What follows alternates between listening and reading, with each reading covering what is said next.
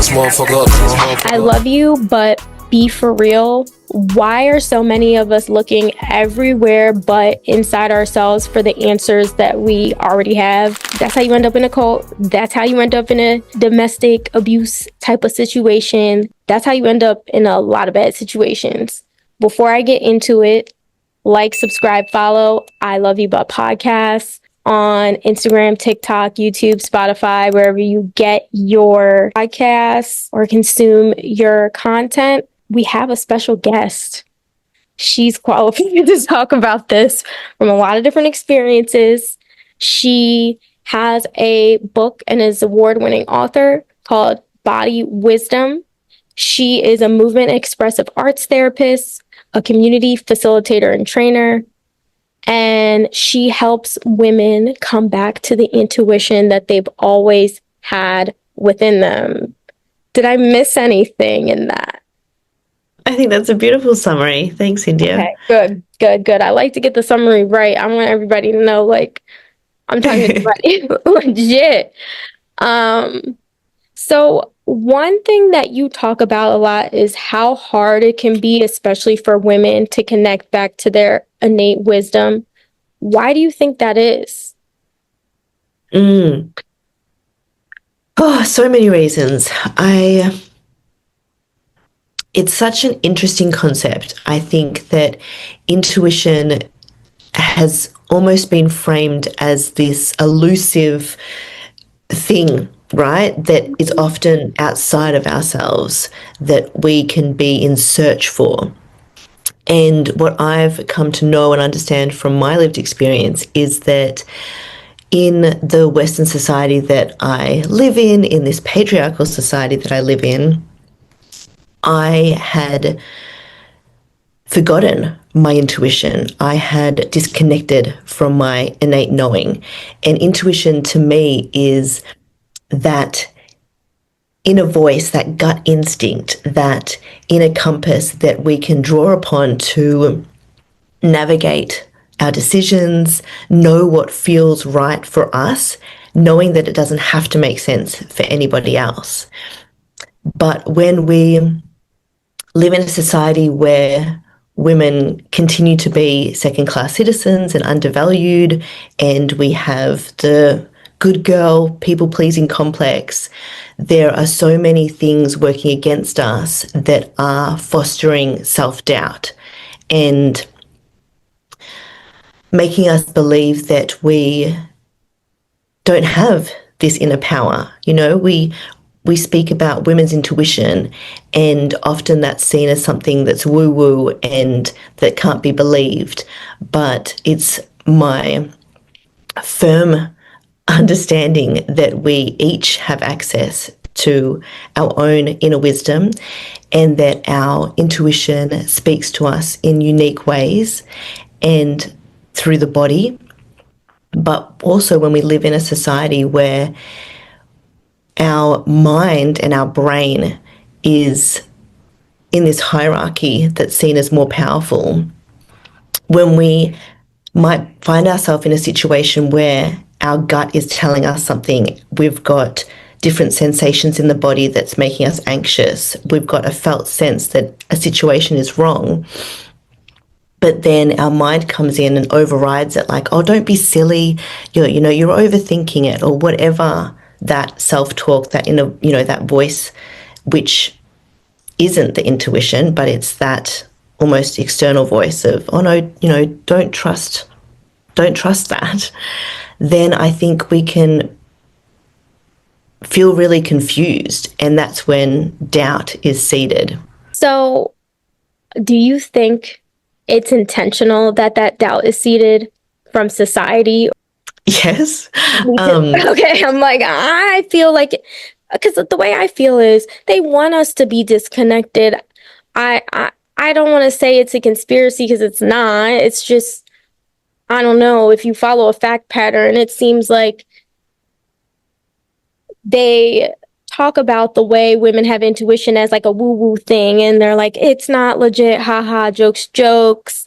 They try to destabilize us by like making us all like wine moms, like, oh, I'm a wine mom, I had a long night. That, I don't know, in the States, that's huge. So in the States, Right. I haven't heard that term. That's oh, fascinating. wine mom, they literally have pillows that say like, oh, my husband says this is all I need is one glass of wine, and then the glass of wine is this big. Like there's pillows, cups, all the memorabilia for wine moms, and all of these things. Not to say that you can't drink wine, but like the branding of it is all to disconnect us from our innate wisdom. It has to be purposeful. Mm, There's marketing that goes into it. There's things like you have to pay for marketing. You're not going to pay for marketing without doing research as to why you're doing it, right?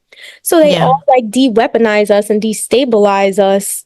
It's not just something that, I guess I'm taking it a step further by saying it's not by coincidence that there's these external factors that are making us doubt our intuition, because when we use our intuition, we're the most powerful. You take that away from us, we lose our power. Yes. And, I believe that we come into this world knowing who we are and with a really strong sense of self. And unless that's fostered, we start to be disconnected from it, whether that is through, different experiences that we have, whether that's through the schooling system that is, just creating a whole bunch of sheep sometimes, that, there's certain ways where I don't think it's a conspiracy theory. I think that if we all knew how powerful we are, we would come together as a society and be able to stop a lot of awful things that are happening. But it is easier to control us if we externalize that power and we don't have agency over our decisions and we are full of doubt. What would you say are the common ways that you see women start to externalize their power? Like the one I've talked about a lot is, I'm going through a tough time. I don't feel like I know what to do. And I'm going to turn to a religion or a group of people, or maybe there's a woman on Instagram or someone on Instagram who's moving me. And I'll say, hey, I want to follow whatever you're doing because I don't know what to do and I feel lost. What are like some ways that you've seen in your work that people do it, or ways that you've done it in the past? Mm. Yeah, I think that there's like a distinct difference between looking for support and then which we all do, we all have a right to do, and there's so much that we can't do alone. So finding the right people to support us is valuable.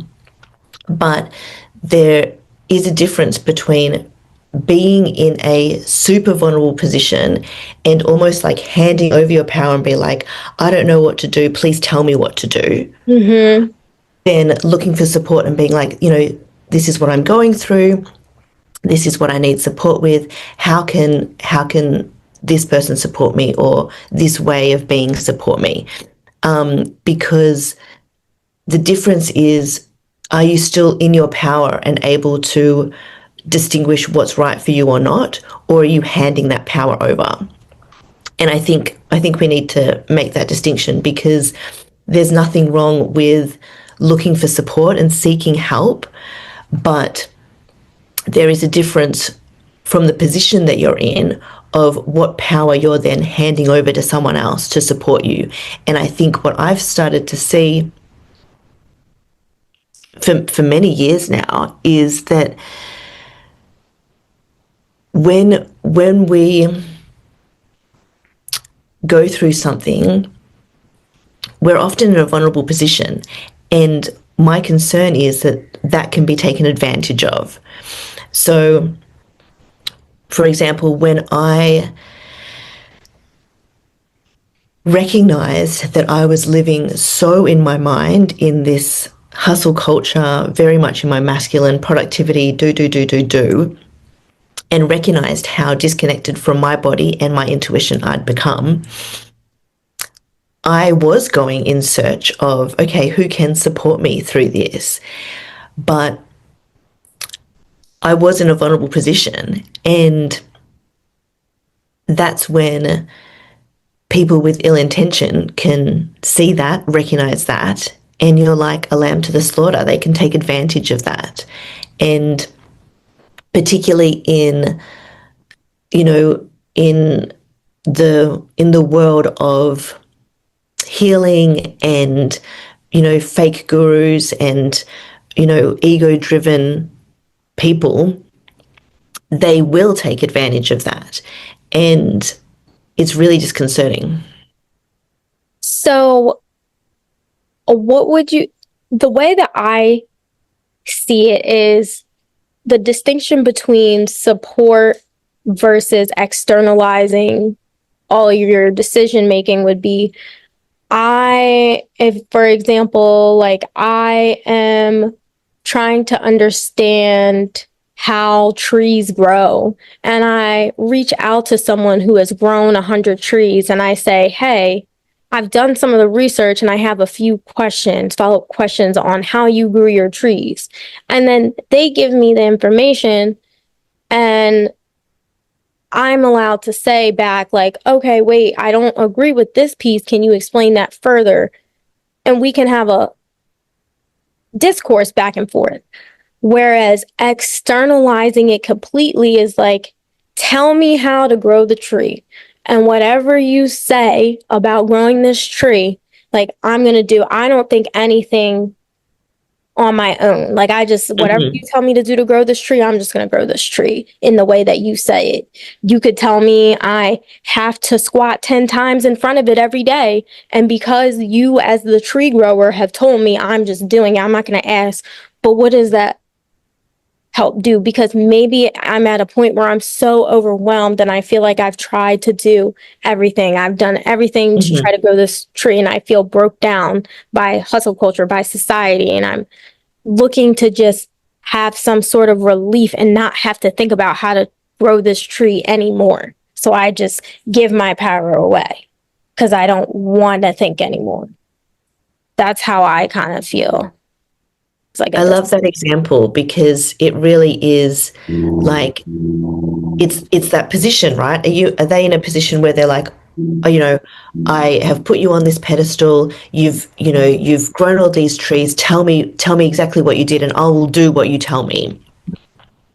Or is it, wow, that's really interesting. I'd love to learn from you, but you're still making decisions for yourself. You've still got the ability of discernment to be like, yeah, okay, I really like that method that you did. I might try that, but I also might do this and this and this. Mm-hmm. Like, how can I do what you did in a way that's authentic to me? Because I want to still stick to my own innate wisdom, intuition. I can learn from you. I can ask support from you. Or maybe what I need is 3 seeds. Maybe I just need 3 more seeds. I just need you to give me those seeds. But like, I, at the end, still have ownership and authority over what I'm doing and how I'm doing it. You talked about like you were in your masculine doing hustle culture. And I am a firm believer in women being in touch with their feminine energy, but I am kind of, I don't want to say against, I don't like how we framed the soft girl era, soft girl life into making it seem like women don't know how to do anything that could be in your masculine. Like, I don't know how to open a door. Like, of course, I personally would like if a man is in front of me at the store to open the door. But if I got to get that door open, I'm going to get it open, whether he's there or not. And I think a lot of people have started to tiptoe into the line of thinking of not just do I want masculine energy around me to supplement my feminine energy, but also losing the capacity of independence. That's what I feel like soft girl has started to slowly message and turn into, at least here in the States. And I wanted to get your thoughts on it. Like, how do you balance being in your feminine, but not letting it go too far? Oh, big question.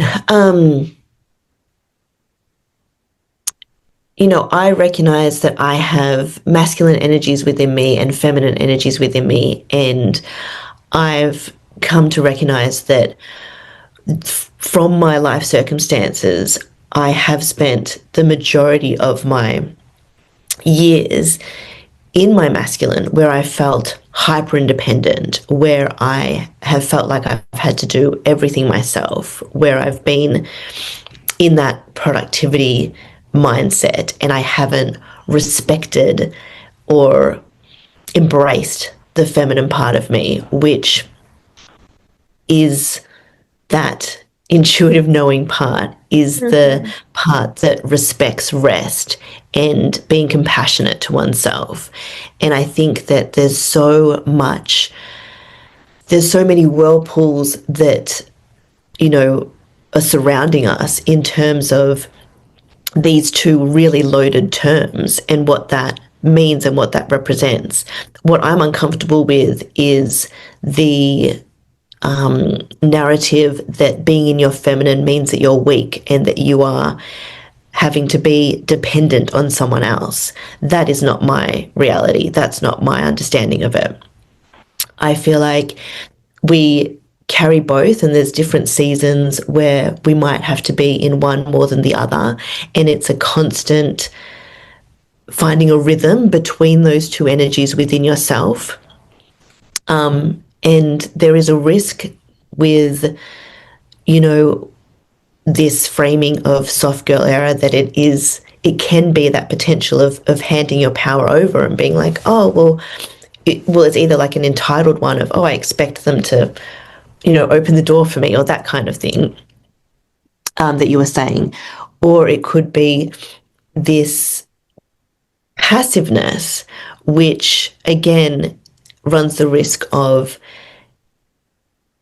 not feeling like you have the agency. And when we have agency and we have that power, I think even power is a loaded word. So being powerful doesn't mean that you have to be this strong, force that is forceful and, the loudest one in the room, for example. Like what power means to me is feeling a confidence and a strength in who I am and what I stand for, and knowing when situations are good for me and knowing that I have the capacity to walk away when situations aren't.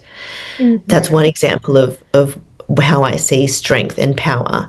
And I know that that can be accessed through both of those energies within ourselves. And like I think I was saying this earlier, is like just being in touch with that intuition is power. Like the intuition is power. It's not necessarily a dominance over someone else. It's the Mm, knowledge that you have to make the best decision for you. Because knowledge is power. It's the same kind of thing. We always say knowledge is power. Your intuition is knowledge. So it's the same thing. That's the power. The power doesn't have to be masculine power. It can be still soft and feminine. And I think people go too far in thinking that like, oh, I'm giving it to this person in exchange for this protection. And it's like, no, you still have your own power from that intuition. And they may be physically protecting you, maybe in a way, or financially, or whatever the case may be, but you still stay in touch with your aspect of the power to maintain whatever mm. balance in any type of friendship relationship that you have in life, but especially with like someone who you're trying to have as a life partner. Yeah, I like that. I like what you said about um, dominance, because I think that can be a misconception. It's power over. Yeah. And it's really all about you and your power. You never, to me, someone who's well intentioned never wants to have power over someone else. If you are truly, I don't know, living in alignment with the morals that I have, you're not trying to control somebody else. You're just worried about controlling or maneuvering in a way that fits your energy and is going to be best for whatever point in time in life you're at. I can't control you, neither do I want to control you.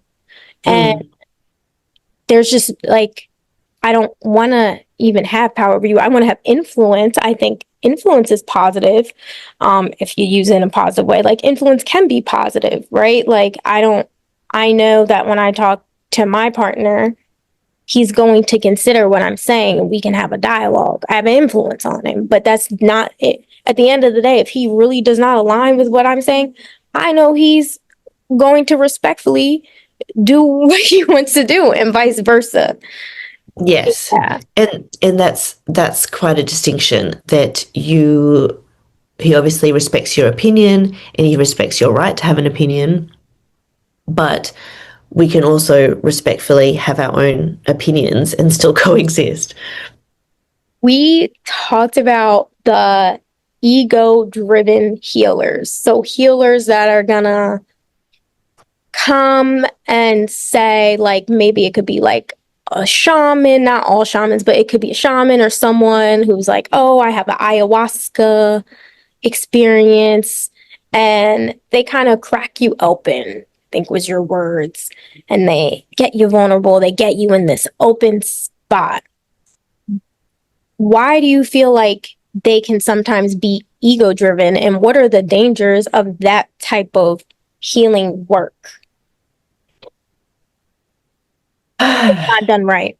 So what I have witnessed in this world is, you know, so many of us are looking for answers and we're looking for support and we're looking for ways out of our trauma and to make meaning of it and to feel good and to feel a sense of belonging. Like, the list goes on. And as we've said, that can often mean that we're in really vulnerable positions when we find people that are promising the world or promising to fix, whatever fix means, fix that problem, to solve that issue, to lots of fantasies are created and painted. And what that means is that I've seen people who believe that they are the one answer to that person's problem. And so they put themselves in this position of power that sells an idea or sells a fantasy that they might fix that problem. And they take people in, and there isn't the safety and care and consideration for that person's experience, for their capacity, for what resources they have. And what I mean by crack open is that through often dangerous means or ways that aren't done safely and trauma informed, for example, that they are cracked open really quickly, often too quickly, and then there is no aftercare. There's no support for what it looks like to then be able to function in everyday life, to be able to still show up to the world in their role as worker, mother, daughter, parent, whatever that looks like.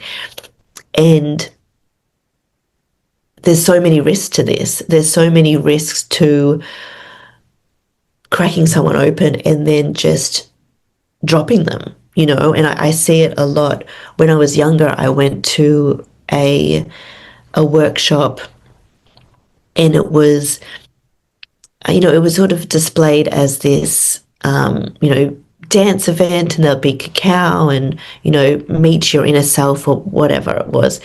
And it was really appealing because you want to, you know, meet those parts of yourself and, oh, what, you know, how is this being used and what does that look like, da da da.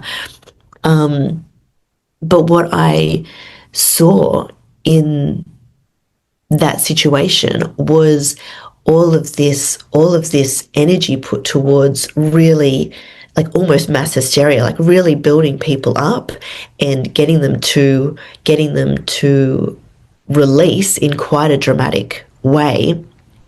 But then, you know, the end of the workshop comes 2 hours later, whatever it is, 9 o'clock, all right, out the door. And then there's no aftercare for what that person might have experienced, no one to speak to, no one to give them any guidance for what might happen over the coming hours, days, weeks post that experience. And that's where I think it's quite dangerous um, to have to cultivate spaces where those big experiences happen and there's no afterthought. You just made me have a flashback, and I didn't even realize this until right now. But my old job had sent us, it was corporate America. They always overwork you. And like for each, I say the job was like being in a domestic abusive relationship, because every time you want to leave, they like give you another treat and then you stay. Oh, So one of my treats was they sent us to this place called Miraval. They have like three of them in the US, and they're like these little resorts where like there was a lot of like wives who like their husband had cheated on them and they're going through a divorce, and they have like the money to go to these $2,000 a night resorts, and they have different activities that you could do while you're there, like cracking you open type activities. So that was one of the treats that we got from our job for a certain promotion. So I'm at this place, and one of the things was like a horse healing activity. And everybody has a chance to go do something with the horse. You could choose that you want to brush the horse, or you want to walk around with the horse, and you want to lead the horse around. And based on your energy, the horse might not move, or the horse might have a certain reaction. And the lady, mm-hmm. she's like a little horse therapist lady. She talks you through what's happening, and you uncover some stuff with yourself. And when I did it, I'm like, I'm so self-aware. I'm always like, and I am very self-aware. I was like, I'm so self-aware. Like, I wasn't scared of the activity or anything like that. Like, not nervous or anything. And I go up, and the horse is like not moving. And she's basically asking me these questions, like digging deeper. Like, so how would you feel if like the horse, like you just couldn't accomplish this? And I was like, well, I would just want to understand why. Like, I would just try to fix it. Like, I wouldn't be mad, but it can be fixed. And she kept digging deeper until I like understood that like I had like a perfectionist and a being like perfect complex that I didn't really know that I had.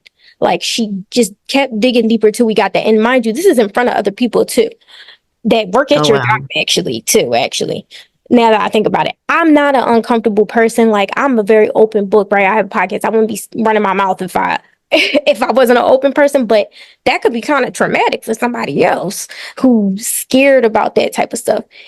And I remember I was like, oh my gosh, I did not realize this about myself. Like, I'm something's wrong with me. Like, I'm not right. Like, this is what I kept telling Mm-hmm. people when I came back home, because you're only at this place for 3 days. And this is just one hour activity. So I'm like, oh my gosh, yeah, there's something wrong with me. And like, I Oh, cried no. multiple times when I came home, and I was like, yeah, I'm not right. And I like, now that I think back on it, like my birthday was like in a month after that, and I was like very solemn and sad for my birthday. And I just remember I was like, yeah, like I'm severely not right in the head, and in a way that that I didn't think I was aware of. And there was like just no type of aftercare. It was like she did all that digging deep and was like, yeah, what do you think this means? And I get to the answer and it's like, it's nothing to do with it. Now it's just like, oh, okay, we uncovered that, and there was literally no aftercare, to the point where now that I'm thinking about it, I'm like, yeah, it took me a couple of months to like not be hard on myself, because I was like, whoa, I got big issues and I gotta fix these big issues. Like, because they open you up so much and like do nothing. But people, thankfully, like my job paid for us to go there, so I didn't spend my money on it. But people pay thousands and thousands of dollars to go do that and uncover these deep things about themselves, and then in front of other people, and then go back to their regular life. I went back to work on Monday. You know, like I went back to work on Monday. I went back to my regular life like nothing happened. So yeah, you kind of just made me think about that. And it's like, it can either be ego driven when it's like one person who's like an overall guru, or it could be like in this case where it's taking people's money. It's exploitative in that way. Like in my case, it wasn't ego driven because there were so many different people and so many different healers, but it's like it's exploitative in the way of there was no aftercare and there was nothing. They weren't like, okay, and while you're here, we're going to get you a therapist, or this is your activities to do when you're home, Mas. And but there was nothing. And that was wrong. Now that I'm thinking about it, I'm like, yeah, that really messed me up. There is so Yeah. much. Thank you for sharing that. There is so much about that situation that you went through that frustrates me, because it sounds incredibly dangerous. It sounds incredibly irresponsible. It sounds like it was framed in a way where you didn't have agency over your experience. You weren't able to reflect on the experience. You were told, by the sounds of it, by this person that this is what I see, this is my analysis of you, this is your problem, called you a perfectionist or whatever it was, and then did it in front of people, which has the possibility to create shame and humiliation and degradation almost. And then after the 3 days or whatever it was, it's like, okay, brush my hands of that, bye-bye, go deal with that now by yourself, without any support, without any way to regulate yourself or understand what's happening for you. And yeah, you were then a month later sad and solemn on your birthday. Like, there are so many risks to this, and it's, I've had my own experiences of feeling like I've given my power away, or I've been shamed, or someone's told me something that they think about me when they don't know me. This person didn't know you. We, in the therapist facilitator space, like, my approach has always been very client-centered. So it is the philosophy that everyone holds, back to intuition, everyone holds our innate wisdom within ourselves.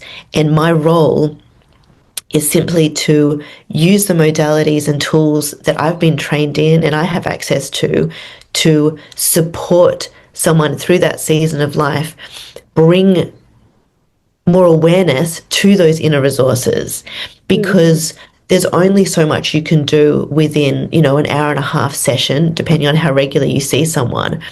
What happens after the fact? What happens outside of that session?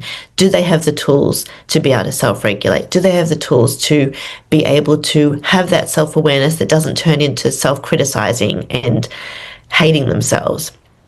It really is about capacity building someone's confidence and skills to be able to return to their innate knowing and their intuition and trust in themselves again. Yeah, and that was the piece that was missing, where it was like, no, it just made me more critical of myself, and like, thankfully for me, the consequences weren't that bad, because it's almost like it was forced that I was supposed to come up with something deep about myself. So the Mhm. consequences weren't too bad for me, but it could, to your point, it could be, like you said, dangerous. Um, and going back to the ones that are more ego driven, I think about something like, I don't know if this is something that we only talk about here in the States, but like Jonestown, have you heard of that? Where it's like drink the Kool-Aid? Yes, yeah. Yeah, where he had those 900 people or something drink whatever Kool-Aid because he said, but the part that I recently learned about is he was targeting people who felt like others in society, whether they were like lower income or that they were people of color. It was all colors, though it wasn't just people of color, but like anyone who felt othered in any type of way. And he moved them from where they were in the US all the way to some farm in like Guyana and created a town that like promised to say, oh, we're going to be healed here. We're going to have access to these things here. We're going to have this. So it's like the promise, but the Hmm. guy who did it, Jim Jones, he was ego driven in the way of it was really about just being subservient to him and believing that he could solve your problems.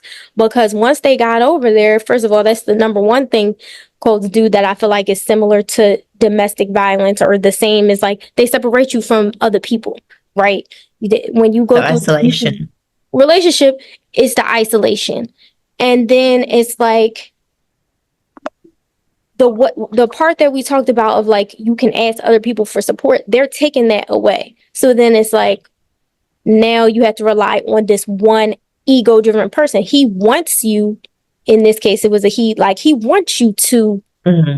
rely on him, and then the other piece of it is after they kind of take away your support system, they take away your capacity to even be able to live. Like leave if you want to leave because he took away people's passports. So he took away people's passports so they wouldn't be able to, and if you needed to leave or you wanted to leave, you would have to like ask for permission, which could lead to repercussions and stuff like that. So then they take away Yeah. your ability to be able to say, I'm walking away from the situation if you do it, decide that Hmm. you want to take your own power back.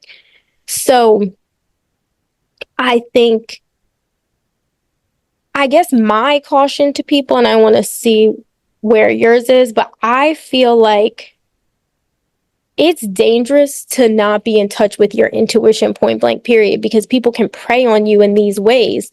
Obviously, these people didn't know that this guy was in his ego and just wanted to be worshipped, and that it would eventually come to them being separated, isolated, and unable to leave. And really, the only way out is you're either going to drink this Kool-Aid or you're going to get killed because I learned they actually ended up going like people who wouldn't drink it, they like killed them. So it's like we got one or two ways out kind of thing. Hmm. So if you are, things are going to happen in life that are going to upset you. And it doesn't matter if you're not, if you're in touch with your intuition or not. And if I'm going through something in life and I'm not in touch with my intuition, I feel like I'm susceptible to someone coming with the wrong intentions and saying, "Hey, I can fix this. I can help this problem. All you have to do is one, two, and three. I already know how to Hmm. do it. You don't have to question my authority. You're tired. Rest. Take a rest. You don't need to even think about it. I will give you the one, two, three. Like you have a book about body wisdom, but other people have a book and they're like, yes, these are your things that you have to follow. It's Mm. not about what are resources and tools that you can use for yourself. It's about this is what you do. And I think Yeah. if This is the anyone, three-step plan to yeah, follow. anyone who's Yeah. disconnected from their intuition is susceptible because the second times are time and then life is lifing, someone can prey on you, or even it could be like there was a cult that I saw a documentary, I think it was on Hulu. I don't remember the name. I'll have to find it, but it was a documentary on Hulu, and this woman, made a cult for people who were like married and like how to discipline your kids. So even something you might be frustrated because your kids are being bad at your house and you're frustrated because you're a new mom or you have two toddlers. And life happens. That's going to happen to anyone. And if you're not connected to that intuition and you're scrolling on Instagram, especially now the algorithm will be like, I know she mad at her badass kids because she keeps typing these things in. And then I'm scrolling and I see the lady who was leading that cult. She's in jail now, actually, I think. But like, I see her and she's like, my kids behave. All I had to do was 1, 2, and 3, and I'm tired and I'm disconnected from my intuition. Now I'm going with her into her, what I don't know at this time is a cult because I was vulnerable because I'm in this Yes. where life is lifing and I'm not connected to my intuition. But if I'm connected to my intuition, life is still going life. But I'm going to scroll and I'm going to see her thing and I'm going to be like, something don't feel right about her. I'm scrolling too much on this app for showing me this or whatever the case may be. Like if I'm connected to my intuition, it doesn't mean that life is not going to life and things aren't going to be tough or difficult. It just means that I'm not now susceptible to the world of people trying to pull me away from my inner knowledge. I don't know. That was my... Yes. No, there's so many things that you said there. And one thing that I wanted to reflect back was, when we spoke earlier about, how busy our society wants us to be, I think that that's one of the tactics, one of the strategies that is used, because if we're so busy, if we're constantly trying to pay rent, pay the mortgage, we're, working our factory jobs 9 to 5, whatever that is, it is keeping us constantly feeling like we're behind. And so we are susceptible to being so exhausted that the idea of connecting with our inner selves and connecting with our intuition isn't even something that we prioritize, like we know how beneficial it is for our well-being and mental health to take care of ourselves, but yet that seems to be the first thing that that goes off the priority list because of outside pressures and because of our pressures just to be living and making a living and all of the different things, and so that keeps us busy, it keeps us disconnected, and it keeps us vulnerable. And because we keep talking about there are valid ways that you could seek support versus externalizing that power, how are ways that you could tell if a resource or someone is being predatory versus someone who's offering genuine community or genuine support, like someone like yourself or just any genuine community? Like, what are the ways that you could tell? The ways that I have honed my discernment muscle, so to speak, and to distinguish, the different people that I sought out and who, was, without being in this polarity of good versus bad, but, who was going to be supportive of me and strengthening my capacity and belief in self, was definitely going by a felt sense of how my body felt when I was listening to them or in their presence, for example. So did I feel calm? Did my nervous system feel regulated? Or did I feel anxious and like, I had to sign up really quickly, or the opportunity would be gone? Like, is there this scarcity mentality? Like, are people presenting themselves as I am the person who's going to look after you. I'm the person who has all the answers. Or are they actually genuinely getting to know you and being like, cool, so tell me about yourself and where you're at in life, and let's see what tips and tricks and knowledge I can pass on that might support you in your journey. But they don't frame themselves. Are they framing themselves as the one answer to your challenge at the moment? Or are they honoring where you're coming from, that you have resources within yourself and that you might be able to benefit from, certain practices or certain support, but that it's not just one answer. I will solve everything. I will, be the be the answer to all of your woes kind of Mhm. setup. And you got into this work after being a survivor of domestic violence, domestic abuse. If someone's listening to this and they're like, I'm not sure if I'm experiencing this. Actually, question before that question. What do you think are the similarities between domestic violence and domestic abuse and cults in general, like the cults that we hear about on the TV and there's the documentaries and stuff? Do you see any similarities based on your experience with um, typical domestic violence? I'm putting typical in quotes for people who are listening. Mm. Yeah, I mean it's so interesting because I definitely feel like I was aware, this is many, many years ago that I had my experience of psychological abuse in an intimate partner relationship. And I knew about I thought that I knew about what society tells you a toxic relationship is or an unhealthy relationship is. And the media at that time, or the way people spoke about it at that time, was very much focused on the physical abuse. So that framing of it was, you shouldn't, a husband shouldn't hit his wife, or, that kind of thing.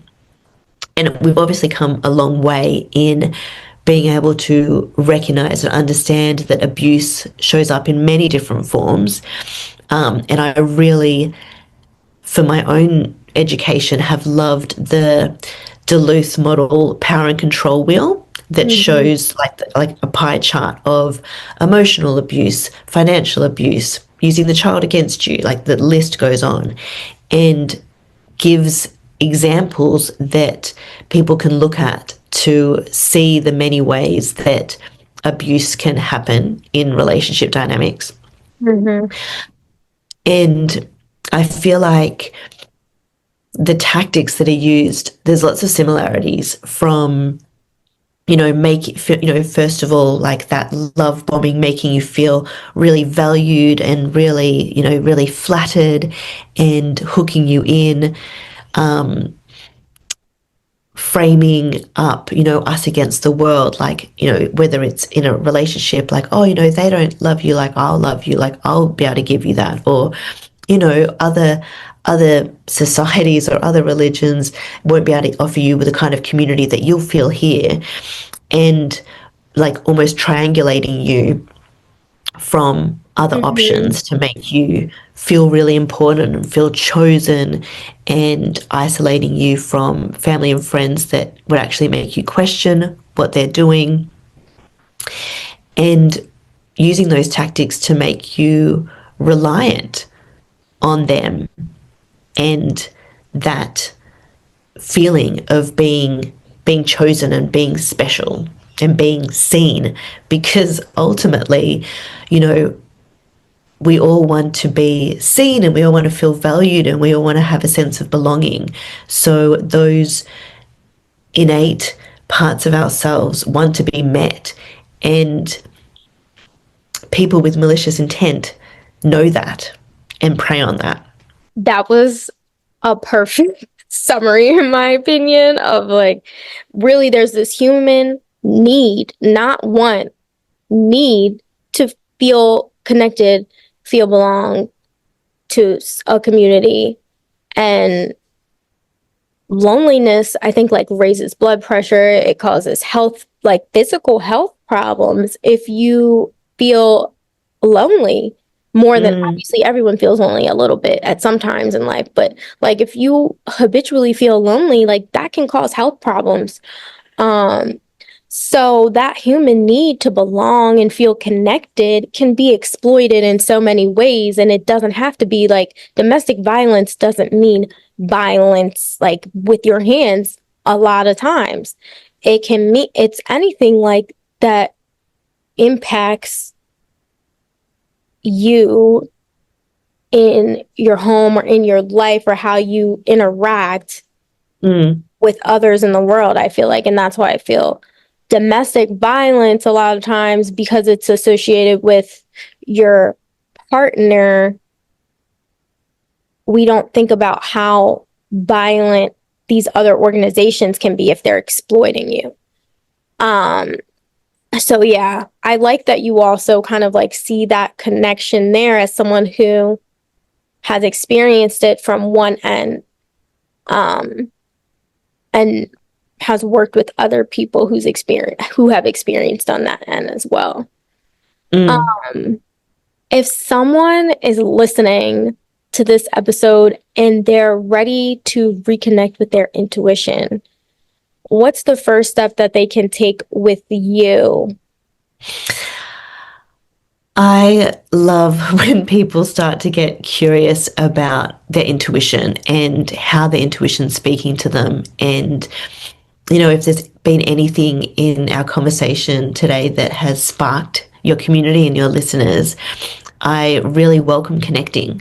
So you've already mentioned my book, Body Wisdom, A Guide to Connecting with Your Intuitive Self, which is available on paperback and audio and ebook. And I wrote this book because I wanted to inspire people with their own connection to self. You know, what does that look like? How does their intuition uniquely speak to them? And can they be in partnership with their body, heart, and mind as a whole self?